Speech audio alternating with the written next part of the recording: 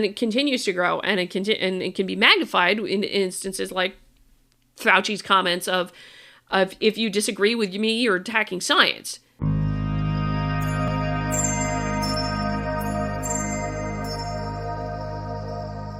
Well, let's see. Today, an interesting article. It actually crossed my radar couple weeks. Well, the 18th was when it was published. When it crossed my radar was last week, the week of September 20th, 2021. And this is an interesting thing because it has to do with higher education's influence on moral attitudes. This comes to us from the American Sociological Review, and it was published in September 18th. Broshik and Miles. I don't know how to pronounce this last name. I'm going to go with Broshik. I apologize if I'm saying it wrong.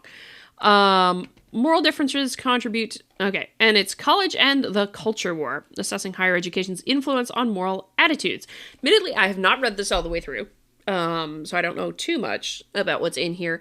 But the reason it caught my attention, I think it was Musa Al-Gharbi, actually, on Twitter, who had this tweeted and pointed out one of the conclusions that was shown in the abstract here. So let me read the abstract real quick first then. Moral differences contribute to social and political conflicts. Against this backdrop, colleges and universities have been criticized for promoting liberal moral attitudes. However, direct evidence for these claims is sparse, and suggestive evidence from studies of political attitudes is inconclusive. Using 4 waves of data from the National Study of Youth and Religion, we examine the effects of higher education on attitudes related to 3 dimensions of morality that have been identified as central to conflict: moral relativism, concern for others, and concern for social order. Our results indicate that higher education liberalizes moral concerns for most students, but it also departs from the standard liberal profile by promoting moral absolutism rather than relativism. These effects are strongest for individuals majoring in the humanities, arts, or social sciences, and for students pursuing graduate studies. We conclude with a discussion of the implications of our results for work on political conflict and moral socialization. So the reason it caught my attention right here was this was actually what Musa highlighted in his tweet. Results indicate that higher education liberalizes moral concerns for most students, but it also departs from standard liberal profile by promoting moral absolutism rather than relativism, which is very interesting, actually, that it would go in that direction rather than in the idea of having more... It's kind of what he's getting at, and I think when I did skim this a teeny bit, but I didn't read it all the way through. He did get into this. The authors here, not Musa, got into what the kind of standard liberal versus standard conservative moral frameworks are to a degree. And I give the authors credit that they did actually cite some prominent early conservative thinkers in the U.S., like Russell Kirk. But it's interesting here. So let's read through this a fair bit. Between 2015 and 2019, the number of Republicans who believe higher education has a negative effect on the United States increased by 22%. Parker 2019. This uptick. God damn it! I can't talk tonight. This uptick is recent, but conservative apprehension toward higher education is not. Conservative critiques vary in the details, but all claim that higher education is promoting progressive worldviews at the expense of conservative orthodoxy. As early as 1959, conservative pioneer Russell Kirk argued that college students are, quote, are being, quote, defrauded by social indoctrination in the guise of scholarship. Years later, Alan Bloom attacked universities for spreading a corrosive moral relativism in his best-selling The Closing of the American Mind in 1987. Claims such as these have motivated a substantial body of research aimed at assessing the extent to which colleges and universities shape political attitudes and identities and have fueled larger concerns over cultural conflict in the United States. So, that top thing, I did, it was Jonathan Church did an interview for the Chronicle of Higher Education, which I went through on this channel. Here, and this was actually what he talked about there, where there was an increase of over 20% in Republicans who don't think very highly of universities. This is the kind of study he was referring to with that. And I do wonder if the coddling of the American mind was sort of a play on the closing of the American mind here? I don't know. That's a good question. I would have to ask the authors of The Coddling of the American Mind. Although nominally political, many scholars argue that conflicts such as those surrounding higher education are rooted in differing moral visions. Conservatives and liberals display different profiles of moral concerns, with liberals placing greater emphasis on moral relativism and concern for others, and conservatives emphasizing fixed moral standards, social order, and personal purity.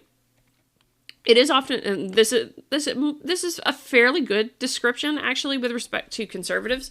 And part of the reason I'm pointing this out, that this is fairly good, is that if you remember the Quillette article we went through with the psychologist talking about how things were blatantly biased in psychology against conservatives, this is why I'm saying it's this, because there are some scholars who I think get it right in here. So I think that's fair.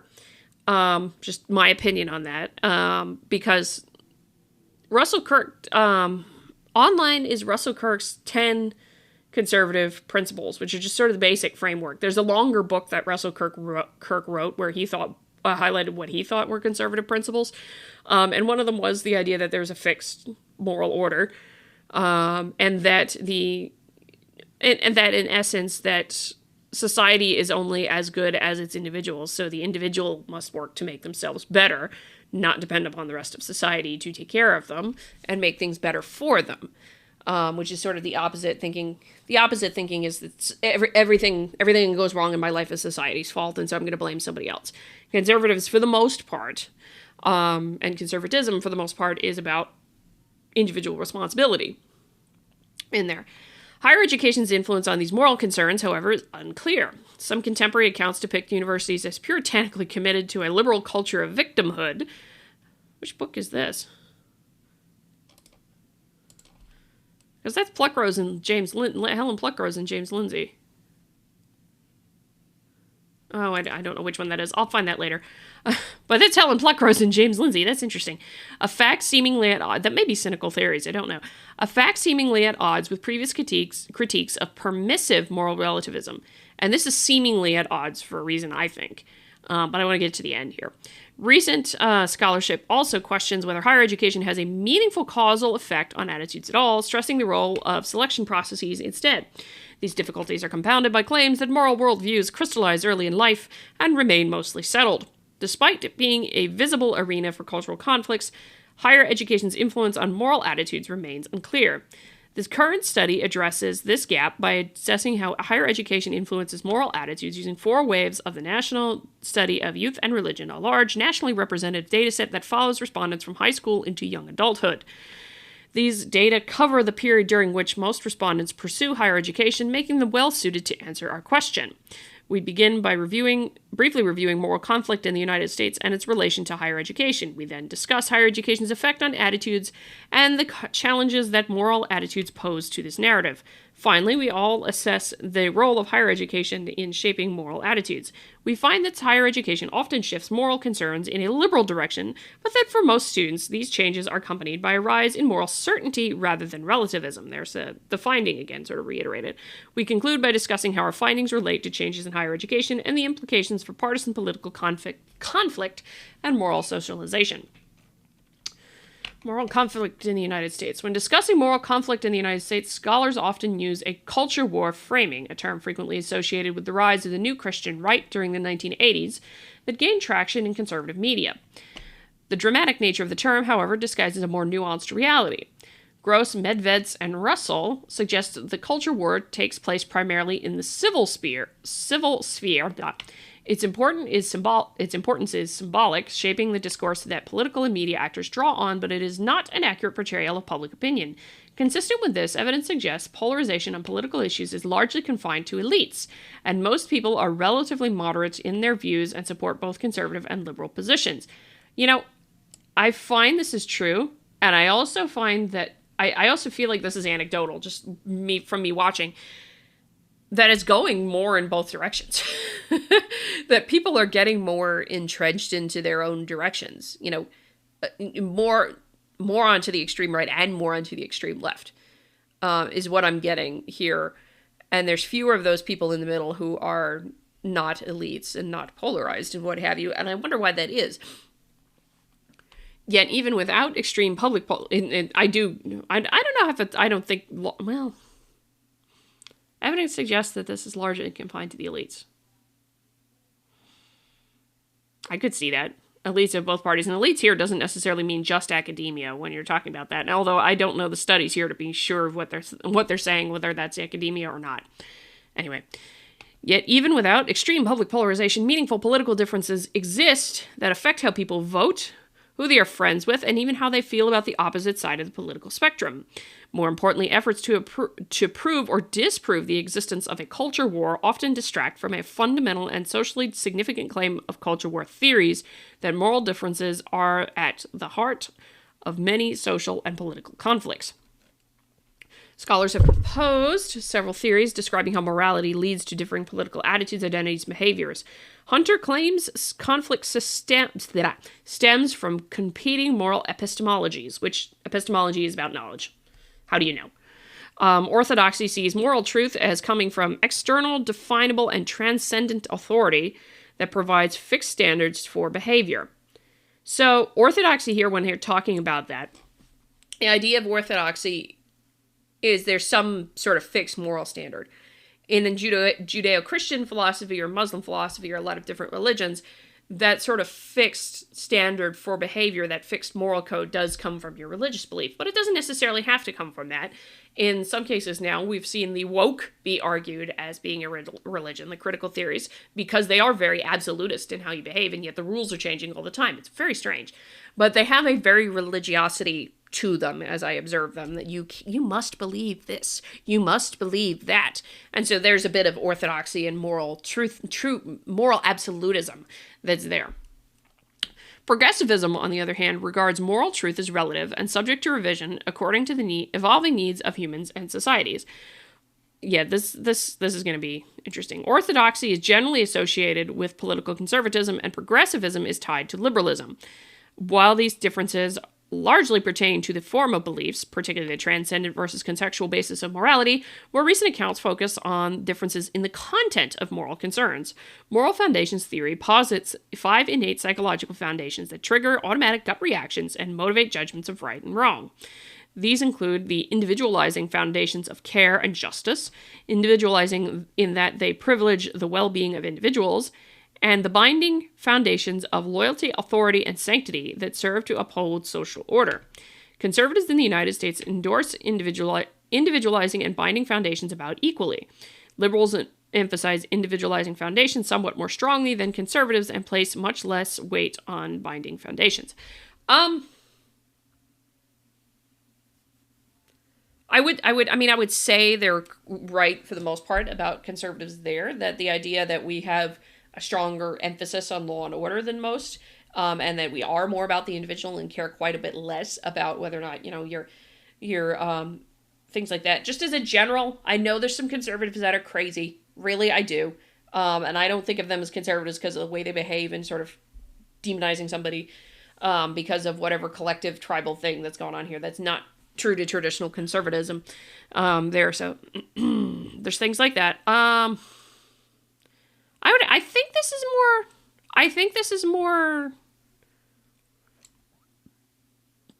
think this is close to classical liberalism. I would need someone who is more versed in classical liberalism traditionally to help me, not the progressive form of liberalism. I think there's, to a degree, more emphasis. The way progressivism and postmodernism and all that theory has gone, critical theories have gone, I think they go in the sort of opposite. Like the woke go in the very opposite direction of this, where it's like super, super, super, super against individualizing and more about foundations and specifically their foundations. Could be wrong. That's my sort of assessment based on what I'm reading here and just applying it to the real world. So that's part of that. You take science, apply science, and sometimes scientific studies, and sometimes apply it to the real world. Miles and Vasey compared several theories of morality and politics and found support for both Hunter's theory and MFT. Beliefs about moral relativism and moral concerns focused on the well-being of others and social order explained a third of the variation in political ideology. The division between other-focused and order-focused moral concerns was shared by almost all theories examined. Given this, we propose that concern for others, concern for social order, and views on moral relativism are dimensions of morality that are particularly consequential for explaining morally motivated social conflict. According to our analyses, focus on moral attitudes related to these three dimensions. So let's see. This whole section here is about higher education. In here, so I don't think I'm going to dwell on this too much. Let me see if there's anything curious in here. Moral conflict occurred previously. Developments in higher education during the 1980s elicited criticism of relativism for different reasons. Merging programs in race, gender studies, and related fields drew on postmodern intellectual currents that questioned the foundations of objective knowledge. Rather than moral permissiveness, cultural critics became increasingly concerned that relativism devolved into dogmatism by rejecting independent knowledge. Relativism reduced truth to a function of group membership, fomenting an unequivocal commitment to identity politics. Concerns over the educated class's increasingly puritanical rather than permissive moralism continued in debates over political correctness into the 1990s. As moral conflict of this sort became more salient, partisan politics realigned accordingly. Democrats shifted their appeal to the cultural politics of the college-educated, gradually reversing the educational cleavage on voting. The college-educated disproportionately voted Republican before the 1970s, but they came to mostly vote Democrat by the 2000s. Okay, so what that section is actually kind of important because that goes to the postmodernism is what's essentially given birth to a lot of the critical theories that we find nowadays, such as critical physical geography or critical nutrition theory or critical race theory or queer studies or disability studies or fat studies or whiteness studies. All of those particular things come out of there, and they do have an attitude of moral relativism associated with them, that any culture is just as good as any other culture and things like that. But that's an interesting piece to keep in mind. But that's the point. That's what he's talking about there, is when those particular things started to come into academic disciplines in colleges and what have you. Recent accounts indicate that trends toward identity-based morality have evolved into a culture of victimhood on college campuses. According to Campbell and Manning, victimhood culture grants moral status to those who suffer, valorizes those who vigilantly monitor conduct for signs of oppression, and treats opposition to its ideals as severe offenses. Consequently, some college campuses are reportedly awash in vindictive protectiveness that forces students, staff, and faculty alike to think twice before they speak up, lest they face charges of insensitivity, aggression, or worse. Systemic evidence for these claims is still sparse, so it is not yet clear how widespread victimhood culture is or how accurately these accounts reflect moral attitudes of rank-and-file students. However, these developments raise the intriguing possibility that higher education encourages a modified liberal morality. Although the college-educated share a high level of concern for others and relatively low concern for traditional social order, they depart from the common liberal profile by infusing their beliefs with a sense of moral certainty, which is seemingly at odds with the emphasis on moral relativism. And this is why I say seemingly at odds. And there's a reason why I think they're saying seemingly at odds. And I just want to pause here and think about that for a second, because I like the study and what they're going through and reading through a lot of the things here. And that's why I chose to read this for you guys, to get in here and start thinking about some of these things. Because here's the reason why they think it's seemingly at odds with the liberal profile, and why I would actually say it's more in the progressive wokeism kind of profile, if you will. The idea there that I'm seeing is that, you know, you get a little bit more concern for others. And it's not to say that conservatives don't have concern for others. We just have a different way of approaching it most of the time. At least in my experience as being one. The departure there, I think, is departure in the sense of moral. I don't think they're at odds. And I think that's why they say seemingly at odds, because in the sort of progressive woke left, particularly with the theories and postmodern thought, the idea is that you can't criticize somebody else's culture that they grew up in. You're not allowed. You can't criticize, you know, a way somebody grew up. That's how they grew up. You can't criticize it. All cultures are equal. Let's put it that way. You can't criticize that. And so there is that moral relativism in treatment, but the moral absolutism that, sorry, there's a bug, But that moral absolutism that's also there is in the sense that if somebody else is critiquing another culture, and yeah, that's a big no, you don't do that because all cultures are equal. The moral absolutism is that you are justified in rebuking that person for critiquing another culture, criticizing another culture. That's just an example. That's the easiest way I can think of to phrase it, what I'm thinking. But that's why I think they're saying seemingly at odds with an emphasis on moral relativism. Because there's a relativism there, but there's an absolutism in defending the relativism. Yeah, that's what I was trying to say. There's an absolutism that comes there in defending the relativism that goes along with postmodern theory, and so there's this bit of an ideological dogmatism that goes with it. Or at least that's what I get out of it when I'm thinking of postmodernist stuff. This is fun. Philosophy! Let's see. Strong claims about the influence of higher education have provoked considerable research on whether higher education meaningfully changes students' attitudes.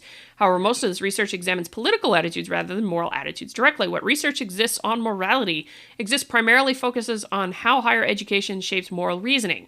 Studies find that higher education encourages students to move from basing their moral judgments on personal interest and blind allegiance to social norms toward more critical and universally applied principles of justice. Define justice. That's my immediate question here. Define justice. Do we mean justice in terms of the Enlightenment rationalism kind of justice? Or do we mean justice in terms of the social justice? Question.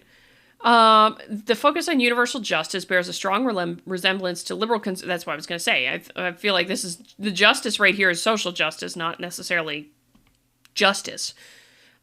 Giving credence to the idea that higher education liberalizes morality.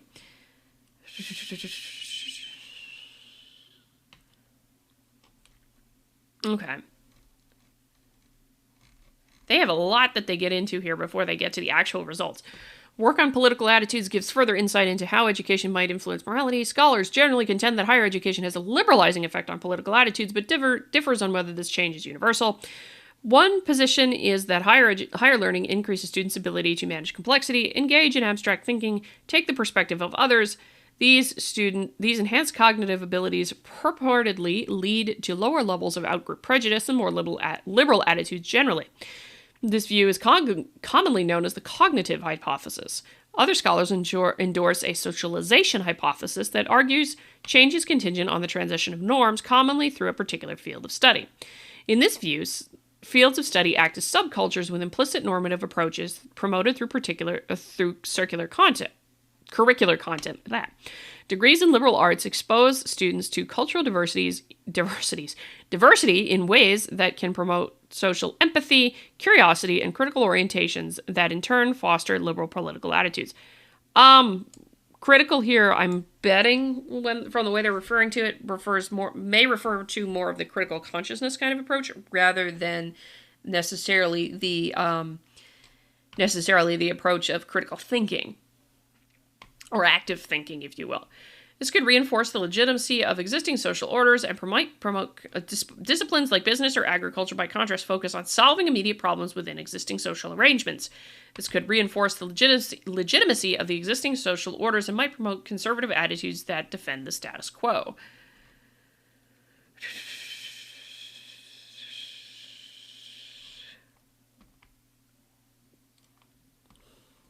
Applied to morality, the cognitive hypothesis suggests higher education will liberalize moral sensibilities by developing students' cognitive sophistication. Students' empathy will increase as they learn to take the role of the other. And exposed to moral inconsistencies across cultures and historical periods will provoke skepticism of tradition. Students may therefore adopt more relativistic attitudes that divest tradition of moral sanctity in an effort to dismantle perceived barriers to individual justice. The socialization hypothesis, however, suggests moral liberalization is primarily a byproduct of learning specific course content, with the liberalizing effect mostly confined to students majoring in social sciences, humanities, or other liberal arts fields. An alternate version of the socialization hypothesis suggests that how universities might promote moral certainty rather than, or addition to, relativism. In this view, students do not passively grow into moral relativism through exposure to human diversity, but are actively taught to the virtue of particular beliefs that come to be seen as institutionally sanctioned. This has sometimes been understood as conservatizing students into the status quo, but recent developments suggest these official beliefs are increasingly shifting toward more liberal concerns, particularly in the humanities, arts, and social sciences. Pluck, Rose, and Lindsay, for instance, argue that activist scholarship in interdisciplinary fields such as post-colonial theory and gender studies often asserts theoretical claims amenable to social justice activism as objectively true statements about the real world.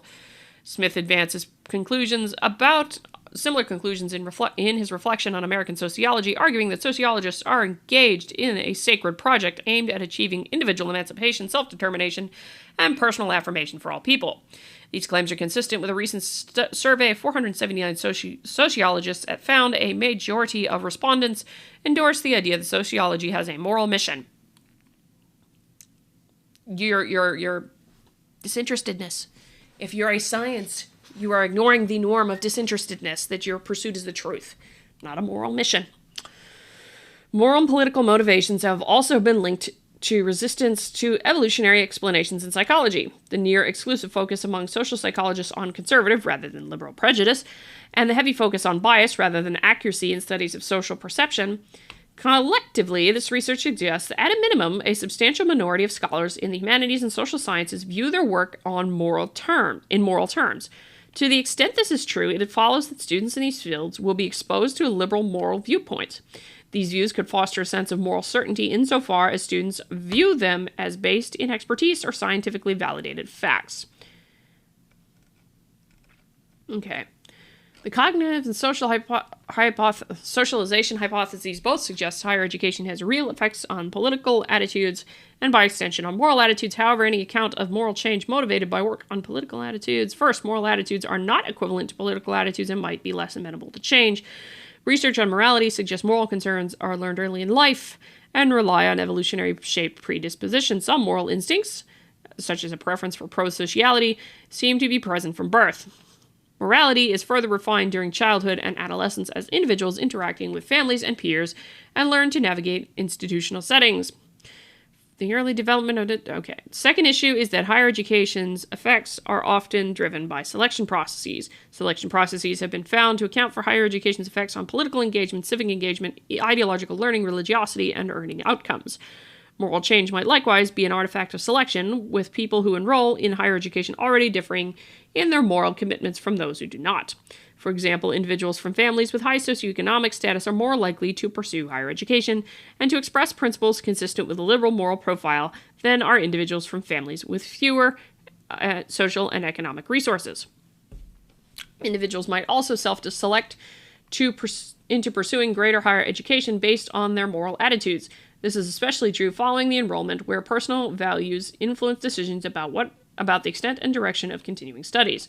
Gross, for instance, argues that liberal students disproportionately choose to pursue advanced training because they perceive an affinity between their values and the liberal academic environment, whereas students opt for other careers to avoid value conflict. In summary, selection processes on either family background or prior moral attitudes might make any apparent efforts of higher education on moral attitudes spurious. Which is to say, if you select out to some place that is more favorable to you, you won't have your morals changed all that much. I'm summarizing, trying to anyway. Pardon me while I take a drink. Research to date provides no clear answers about higher education changes moral attitudes. Existing work suggests colleges and universities will generally liberalize moral concerns, that is, increase concern for others and reduce concern for social order. What is less clear is whether or not these liberal views will be accompanied by a growing sense of moral relativism, moral certainty, or some combination of the two. This narrative is further complicated by research highlighting that morality is learned early in life, and by the possibility that individuals select higher education based on family background or pre-existing moral attitudes. Consequently, it remains unclear how higher education influences moral attitudes and whether it does so at all. So let's get into some of these things. So I'm not going to get too much into the analytics here. I'm just more concerned actually what some of the results look like. We begin by describing patterns of moral progressivism and relativism at wave 4. Figure 1 plots proportions of respondents who agreed or strongly agreed that morals should change as societies progress, moral progressivism, and that there is no absolute moral truth, moral relativism.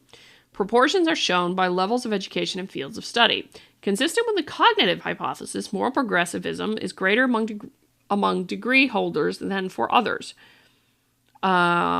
Socialization hypothesis also receives support insofar as moral progressivism varies by field of study and is most pronounced among graduates of humanities, arts, and social sciences. In contrast, and contrary to early conservative critiques, higher education attainment is associated with less moral relativism, especially for individuals majoring in STEM or humanities fields. Let's have a look, shall we? Panel A, percent strongly agree, on moral progressivism by educational attainment and and major field of study. Okay, so this is that morals should change as society changes. Some college, okay. Admittedly, though, those are not all that far apart from each other. Now that I think about it. I mean, it is higher with the has, but critique for the study here, I would love to see some bounds for the margin of error on these numbers. And I'm not seeing that. Percent agree strong moral relativism on moral relativism by education attainment. Why is it so much? Hang on. Social support insofar as progressivism. Okay. Socialization hypothesis. Okay, so this is, what is it? Hold on. Moral relativism. That there is no absolute truth. So, hang on a second. If I were to look at this, can I make the judgment that a larger percentage of people who don't have a college degree would agree with the statement that there is no moral truth? Am I seeing that right? Because that's a decrease with respect to that particular statement. So I'm just curious.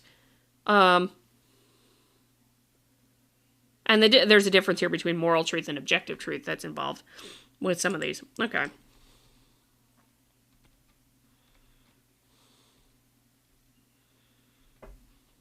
Panel figure 2 here. Turning to predictions for moral relativism, figure 2 shows that getting a bachelor's degree in any field except education predicts lower moral relativism compared to individuals who do not enroll. This effect grows among people pursuing graduate studies, with moral relativism being lower for students in all fields, suggesting a general effect of general effect of higher education. However, the precision of these predictions varies across the educational categories. Examining the upper bounds of the 95% confidence intervals. That's what I wanted on figure 1. I wanted 95% confidence intervals on that figure, and it wasn't there. However, shows that conservatively, the decrease in moral relativism is likely to be greatest among HAS majors, humanities, and STEM majors who pursue graduate studies. Degrees in business and education also predict lower moral relativism, but the effect is less precise, with the upper bounds of the 95% confidence intervals approaching 0. So let's see. Predicted moral progressivism across higher education. Predicted value, 1 SCD, religiosity.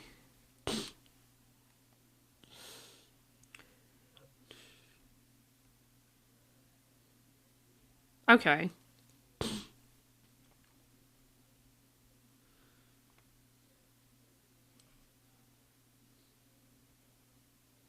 Difference from baseline. Standard deviation difference from baseline. Okay.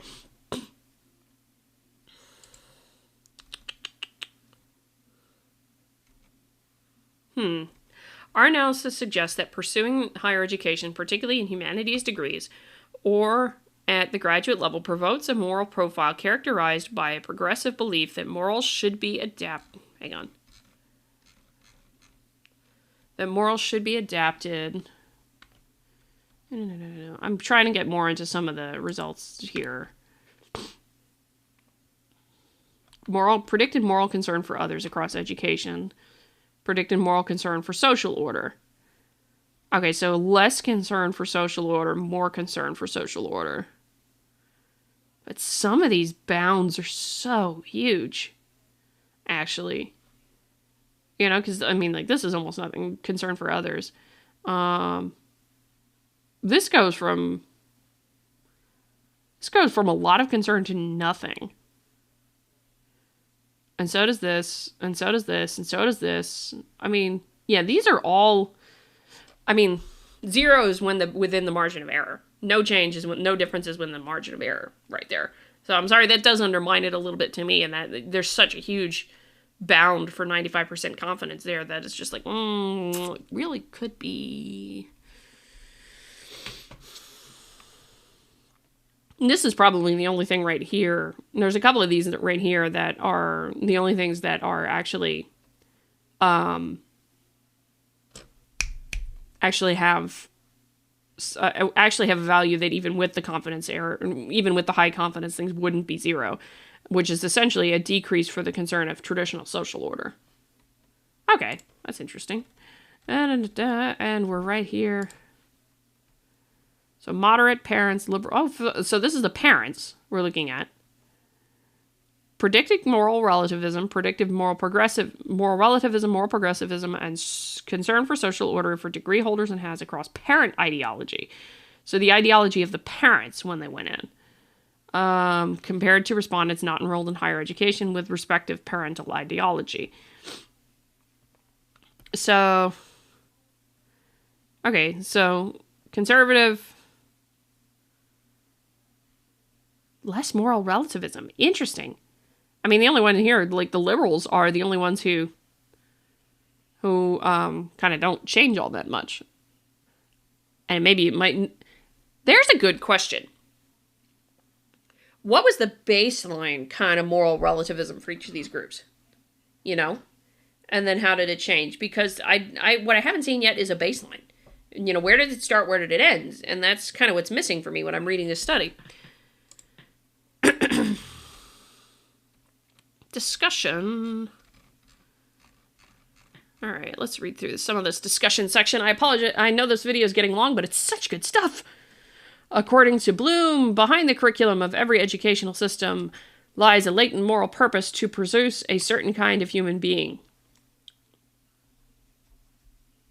I would strongly disagree with Bloom that it is not your damn job to produce a certain kind of human being. Your job is to teach them basic knowledge.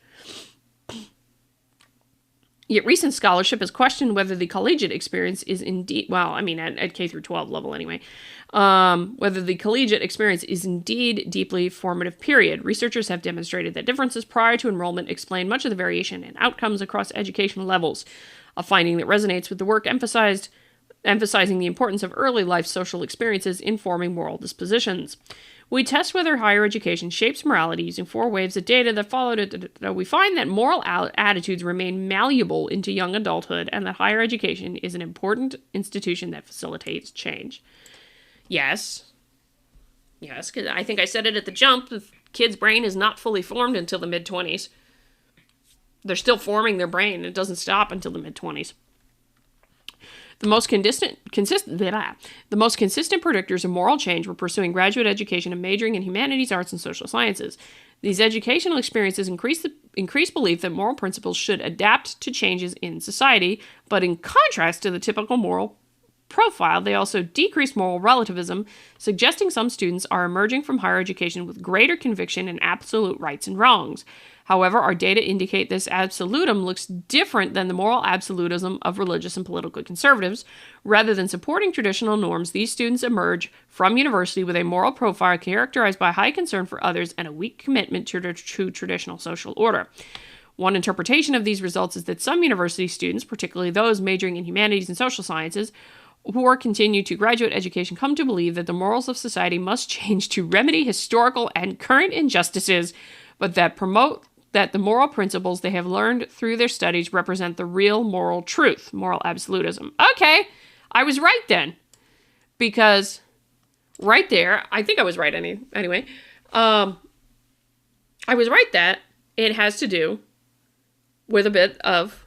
This is that's effectively what I keep hearing said about the woke, like Peter Boghossian and his resignation letter, or others, or like Dorian Abbott, or anything like that. where you get into this commentary that, you know, you're increasing your care for others, and that's a good thing. I think that's a relatively good thing, to make sure you're caring more for others. I also think that you look at improving yourself as an individual first before you look at all the ills of society, because the society is only as good as all of its individuals. But this is more wokeism than anything than the traditional liberal kind of profile, and more progressivism in the political sense anyway, than the traditional sort of classical liberal profile, because they're absolute that the old order is wrong, essentially. That's what I'm getting out of it as I'm reading this result, is it's saying essentially I would love to hear if I'm summarizing their take in my own words correctly. Here. Evidence of decreased relativism is noteworthy in that it contrasts with prior critiques of higher education by religious and conservative commentators, as well as earlier scholarly accounts that describe relativistic tendencies among academics. Lazarfield and Thielen's pioneering study of the U.S. professoriate, for instance, described social scientists as relativists whose keen awareness of historical variation in morality led to contingency in their own beliefs. Consistent with this, we find that humanities majors believe morals should be adjusted to social changes, suggesting a more contextual relativistic moral understanding. However, these students differ from earlier relativists in their willingness to claim there are definite moral truths. This lends prima facie support to recent claims that the moral relativism of years past is transforming into a more liberal moral puritanism. And that is a concern. Puritanism is not necessarily a good thing with respect to just like science disciplines itself. In that if you are so sure, absolutely sure you are right about your research and right about your beliefs. See, here's my concern. Moral puritanism and increasing a huge amount of moral puritanism that everybody has to agree with me or you're an immoral asshole. That's going to lead to eroding away, if it hasn't already, the norm of disinterestedness in science, where your only goal should be the pursuit of the truth. That's what I get worried about with the way things are going in colleges and what have you right now.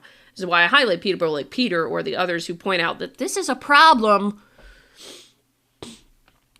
Apparent discrepancies between our findings and earlier work invite the question of whether key socialization processes in higher education have changed. Our study's focus on the individual level change limits our ability to assess this directly, but suggestive research allows us to speculate.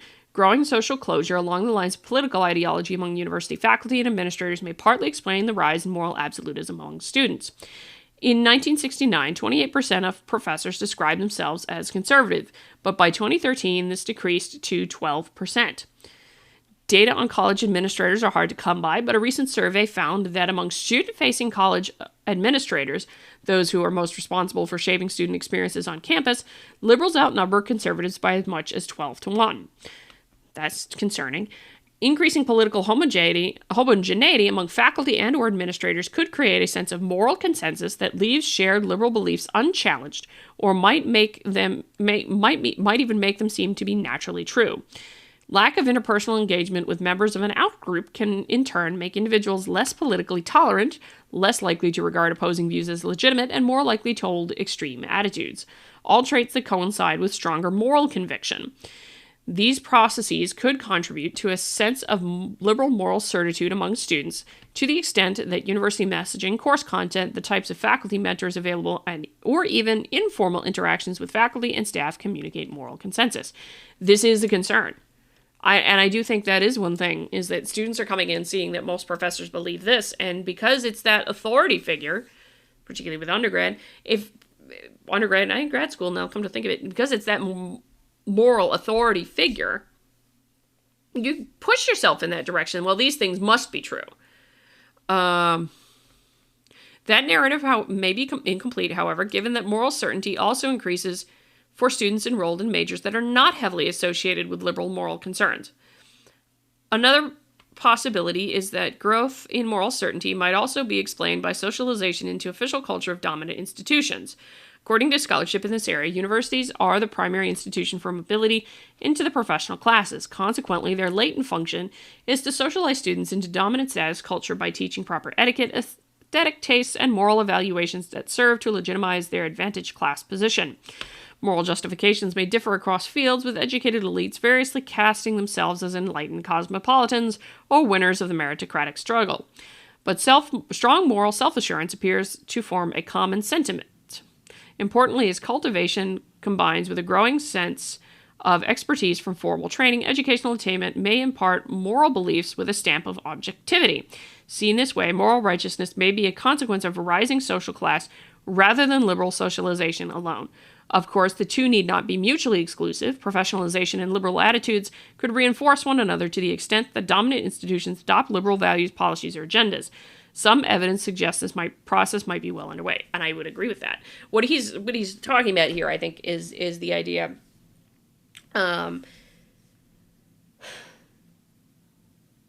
He's talking about the whole of the institution at that point being sort of going into this groupthink direction, and I mean, I work in a field that is typically not heavily associated, or in the past has not been heavily associated with liberal moral concerns as much as it's about the physical science. And even my own field has gone that way. As a whole, my whole field has shifted that way. And so I could see that from the idea of the institution itself is changing after many students have gone through this process and now they're the ones teaching. So it kind of builds on itself. And all the more reason that we need to make sure that there is not a sense of ideological groupthink that develops on campus, and that viewpoint diversity is promoted, expected, and celebrated. That's the thing I would really like to see celebrated, is viewpoint diversity more than anything else. We'll see if it ever is. Recent events suggest higher education's role in liberalizing moral concerns could have important consequences for social conflict. Scholars have noted the growing salience of the diploma divide in politics, that's new, with educational attainment being among the strongest predictors of voting against Donald Trump, Brexit, and any other number of events. Our study speaks to the moral dimension of this divide. When conflict pits nativist against cosmopolitanism and vulgar populism against technocratic expertise, an educational system that promotes commitment to liberal sensibilities will likely stratify voters according to educational attainment. Moral stratification of this sort could pose several risks to civil society.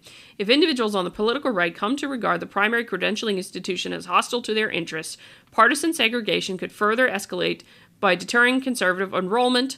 This, in turn, could deepen the distrust toward government, media, and other institutions that employ credentialed classes that is already evident among the less educated. Finally, deliberative democracy could suffer if educational attainment is accompanied by a rising moral conviction that views opposition as too dangerous to engage with or even tolerate. Wow. This is stuff I know that many of you online on Twitter on Facebook, on many of you out there who are not academics like me, you're thinking about this not in these terms. What he's talking about is the growth in attitude and the perceived perception that these people don't work for you, these elites don't work for you necessarily, the perception of it anyway, and you end up going down the thing of I don't trust you. It deepens the distrust. We did a whole panel chat on this for like 2 hours with a bunch of wonderful people who talked about this, and like I don't distrust them because of the way they treat me. I strike that. I don't trust them because of the way they treat me. That didn't come out right the first time. But I mean, he's talking about that. It's something a lot of folks I have observed and talked with. And again, this is a little anecdotal on my part. This is a study that seems to back the anecdotal at this point from what I'm reading now. But it's points to that problem. That if there's a lining up with technocratic and elites versus regular people kind of thing, and it's perceived that people who are like myself with a PhD or an expert in something or elite in something, be it a congressional leader or what have you, don't have the best interests of the people at heart, then that distrust grows, and it continues to grow, and it can be magnified in instances like Fauci's comments of if you disagree with me, you're attacking science. Well, that gets people pissed. That gets people pissed and makes them think you don't care about them. And that's why it's a problem and you get more distrust. He's talking about that right there. Let's see. Oh my gosh. think I got 4 paragraphs left. Where was I? I lost it. However, we must be careful not to overstate the political consequences of moral change. Partisans often differ in their moral attitudes, but it is unclear whether higher education's effects on moral attitudes will necessarily lead to demonstrable shifts in political behavior. A student leaving the university might well emerge with less regard for traditional conservative morality, yet still vote Republican for economic, foreign policy, or other reasons. Yes, good point. Some research even finds that partisan identification precedes moral change, suggesting moral differences may express rather than constitute partisan allegiances. The fact that higher education also shapes eventual class position complicates matters further by leaving open the possibility that material interests underlie conflict that on the surface appears morally motivated. Given these considerations, it would be premature to conclude that morality is the only or even necessarily the primary predictor of political behavior. Future research should continue to explore how moral, economic, political interests intersect among the highly educated and the effects these have on political behavior. Not just the highly educated, just the regular people too. I will add that. You probably should look at the regular people too and how that has changed over time. Such research could build on older sociological analyses of the new class emerging from the knowledge economy, variously treated as the creative class, the elect, or the Brahmin lift in contemporary discussions.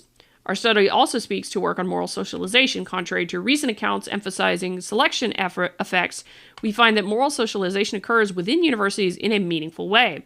Consider higher education's effect as it compares to religious practices. Scholars often depict religion as the defining cleavage of cultural conflict, yet our analysis finds that the effect of higher education on moral concerns is comparable to the moral influence of adolescent religion and imparts a sense of moral absolutism that rivals the effect of religiosity. Evidence of moral change invites additional research into what aspects of early morality are stable and which are open to revision. Theories of moral socialization often acknowledge the possibility of later moral change, but in practice focus on innate moral impulses or moral learning processes that occur early in life. Scholars who consider attitude development during adulthood, moreover, find greater support for a settled disposition model, emphasizing stability rather than change. However, our results suggest adolescence and young adulthood remain important periods of moral change worthy of scholarly attention. Further work is also needed to understand the processes whereby educational attainment influences moral attitudes. Consistent with the socialization hypothesis, moral change was strongest for the humanities students and comparatively weaker in some cases for other and in some cases absent for other majors. This suggests curricular content matters for moral change. The traditional socialization hypothesis holds that moral relativism is the natural byproduct of exposure to cultural diversity, but this was not borne out by our analyses. Instead, we observed an increased moral absolutism, which may suggest students are being actively taught moral ideas. This, however, remains speculative and requires systematic exploration.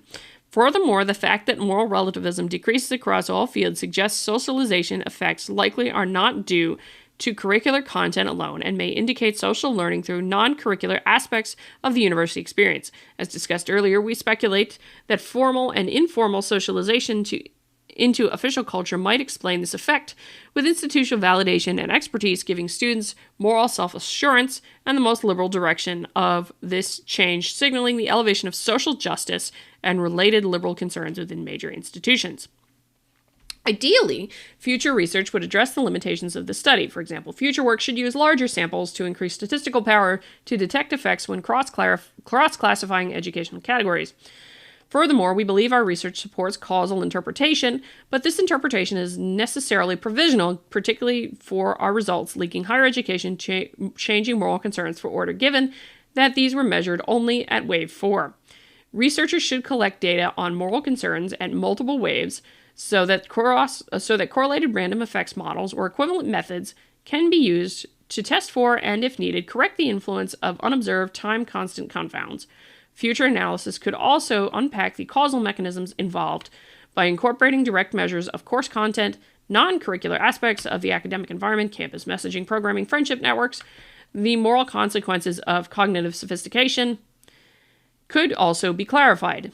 Indeed, absolute moral certitude appears at odds with the cognitive hypothesis, which predicts greater intellectual flexibility as a result of sophistication. Finally, it is important to replicate our results using recent samples of college-age adults. Although victimhood culture, under various names, has been discussed since at least the 1980s, some scholars argue that manifestations of this moral culture increased sharply beginning in the mid-2010s. The final wave of the data for the NSYR was collected in 2012 to 2013, which places our data relatively early in these developments. More recent data would allow our findings to be tested in a sample that more closely aligns with the theorized timeline and could provide important insights into the underlying mechanisms. Wow. That is a mouthful of an article, but this is open access, so I encourage you to go read through it and try to figure it out. This is an interesting thing, because what they're talking about is, I think in essence, because this survey ended, this is an important caveat he points out at the end, because the survey ended 2010s or so, it was just getting into the beginning of when the woke stuff started getting really bad on campus. I remember some of it myself. So I can understand his concern that, we really need another data point here, another 2 data points or something like that, to be able to see how this change is progressing. Are students, as they come out, becoming more morally absolutist, but also more against traditional order, which would signal to some of the concerns that folks have about wokeism in general, postmodernism in the theoretical thing, or critical theories, if you will, being taught in college campuses when you're teaching moral absolutism. But also, most folks think that the I'm not going to say most folks necessarily, a substantial group of people think that the critical theories are full of crap and it's not proper scholarship. So there's a question there of you're teaching something that might not be the best scholarship, but also teaching it as an absolute. And teaching the students that it is an absolute, and they're not prepared to come out when something disagrees with them. So that's an interesting thing. This study points to a lot of issues, actually, from what the results that they have here with the potential problems that groupthink could pose. And again, one of the reasons I did this study is universities are the place where we train the next generation of scientists. And so it's not a good thing to be so absolute and deadline fixed that if it doesn't line up with what I believe in, it's wrong, because that'll break down disinterestedness, it'll break down universalism, it'll break down communality and organized skepticism, the 4 fundamental norms of science. And so, yeah, that's a concern. Great study, though. I encourage you to go read it. I will link it in the description. That's all for now for me. If you like this video, please hit your like button on the way out the door. Hit the like button on the way out the door. Share the video, comment on the video, all that good jazz. I would be curious to hear from you all, because a lot of this is a larger study, but at least from what I keep hearing, there's a lot of the things in here that they discuss at the end of the discussion that I keep hearing anecdotally from parents, from professors, from students who are willing to talk about it. So I would encourage folks to actually say something more.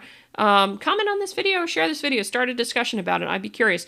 Of course, you can also catch up with me if you want to talk there over on sciworthy.locals.com. If you become a supporter of Sciworthy on Locals at sciworthy.locals.com, you can therefore interact with myself, with other scientists, and you also get access to a show we do only behind the paywall called Sciworthy Conversations, where Gina, the editor of Sciworthy, and I just chit-chat to our heart's content on interesting science issues. The last one we did was on eco-panic, the idea behind the 12-year deadline, 12 years to the end of the world thing, if you remember AOC's commentary. Until next time, though, that's it for now, and I hope you stay curious.